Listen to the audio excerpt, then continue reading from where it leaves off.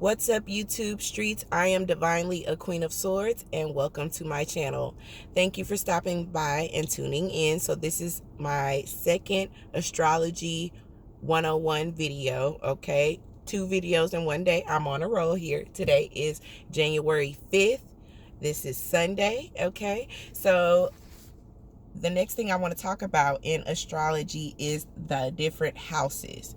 There are 12 houses in the zodiac signs, okay, in astrology, okay, and this goes along with astrology as far as there are 3 factors in astrology. So if you guys see me looking down, I have my book here with all my information. Let me just show y'all a little bit of the research I've been doing. Pages upon pages upon pages. This is my spiritual book where I have pages upon pages of stuff that I've learned and taught myself or researched pages, okay?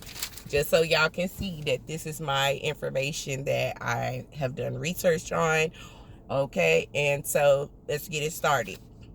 Okay, so there are 3 factors in astrology, okay? And the 3 factors are the planets, signs, and the houses, okay? And so today's video, we're going to talk about the houses, okay? So let's see here. So let's start with houses in astrology are similar to a clock, okay? So it's divided up into 12 pieces, okay? And the houses are divided into 12 pieces, and they define the exact areas in your life, okay? And each house is represented by a zodiac sign, okay? And the first house starts with Aries, okay? And it goes in a counterclockwise way, like a clock. That's why they say the houses are like a clock or whatever. But basically each house represents, like I said, a different part of life. The zodiac can be better understood as a sequence of symbols representing 12 phases of the cycle of evolution, okay? And again, like I told y'all in my first video of Astrology 101, I have my natal chart that I got from Empathic Guidance. And over the months, I have just done a course of things to learn about myself. And these are the different houses. These are the different houses that represent my my natal chart or whatever, okay? As you can see here. Hopefully you can see them. Okay, so in my first house, I have Pisces. In my second house, I have Aries. In my third house, I have Taurus. Fourth house, Gemini. Fifth house, Cancer. Sixth house, Leo. Seventh house, Virgo. Eighth house, Libra. Ninth house, Scorpio. 10th house, Sagittarius. 11th house, Capricorn. And my 12th house is in Aquarius, okay?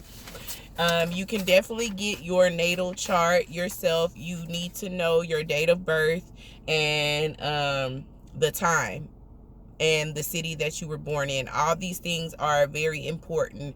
I believe because I actually went on the website that she gave me my natal chart from. It's called like Astrology Cafe or something like that. Just Google natal charts and it'll take you to the right place, okay?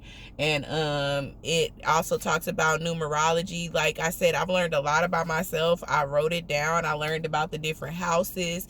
I will go into detail about that. Let me see here. Let's go back to my little book here. So I'm gonna go through this real quickly of the different houses, okay, and what they represent. Okay, so like I told you guys, the first house is represented by the ram, Aries, okay? It describes your physical appearance and your personality. It describes you more than your sun sign, okay? House number 2 is represented by Taurus, the bull, okay? And this is house of money, possessions, and values, okay? And they are like Tauruses. The Tauruses I've ever known, they're all about ethics, value, okay, principle, okay? And they about their money, okay? Their possessions, values, okay? So Gemini is the third house, rules the third house, okay, which are the twins, okay? They are air signs, okay? So the Gemini deals with communication in your third house, okay? So if you have Gemini in your third house, that's how you deal with communication, okay? Your fourth house is represented by the crab, the Cancer, okay? If you have Cancer in your fourth house, you're all about this area, this focus on this part of your life, which is the foundation of your life. A father or a mother figure, home, family, emotional security, okay? So if you have Cancer in your fourth house, that's what you are mainly focused on, okay? What else? Your fifth house.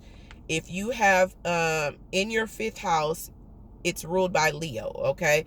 So the fifth house is Leo. If you have Leo in your chart in your fifth house, you're all about fun and games, deals with children, family, love, okay? Deals with family and children, okay?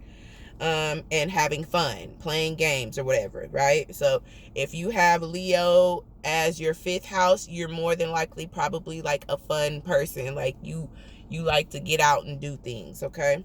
So in your sixth house, so we have the sixth house, which is represented by Virgo, okay? The Virgin, okay? This deals with your work, health, and your services. Whatever you do, like I said, it deals with your health wise, and it deals with services, like whatever you do for others or whatever. So if you have the Virgo in your sixth house, that tells you a little bit about yourself. Also, in the seventh house is ruled by Libra, another air sign, the scales.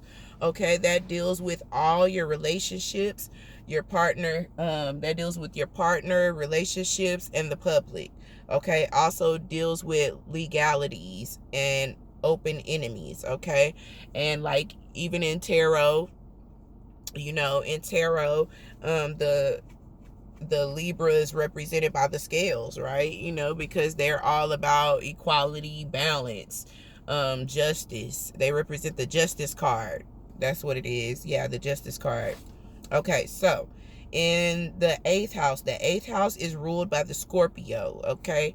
The Scorpio is some sexual freaky people, but not only that, they deal with transformation and secrets, okay? This is a house of power and control. And like I said, I know a Scorpio, and he seems very controlling and wants power. He wants to conquer. Yeah, that's not gonna work for an air sign like me, okay? But anyway, so then the ninth house is ruled by the Sagittarius, the Archer, who deals with our principles, philosophy, long trips, and belief systems.